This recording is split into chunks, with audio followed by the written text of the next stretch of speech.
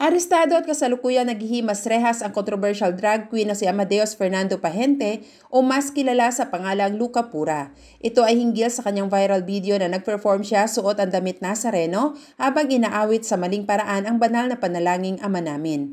Naideklara ng persona non grata sa iba't ibang lugar sa Pilipinas si Luca Pura pero tila sa kulungan welcome na welcome siya. 72,000 pesos ang ipinatong na bail kay Luca Pura at bukod sa pagka-aresto sa kanya sa Maynila, meron pa umanong 3 parehong kaso siyang kakaharapin sa Quezon City. At kahit nakaposas na wala umanong pinagsisihan si Luca Pura sa ginawa niya, marami man daw ang hate sa kanya, di naman daw niya binavalidate ang nararamdaman ng mga tao against sa ginawa niya. Sa katunayan, nung nag-attend siya ng hearing, naka-drag outfit pa talaga siya. Ngunit sa pagka-aresto sa kanya, kahit daw batid niyang meron siyang kaso, ikinagulat daw niya ang pagka-aresto sa kanya. Ngayong nasa piitan na si Luca Pura, matutunan na kaya niya ang tamang gamit ng panalangin Ama Namin?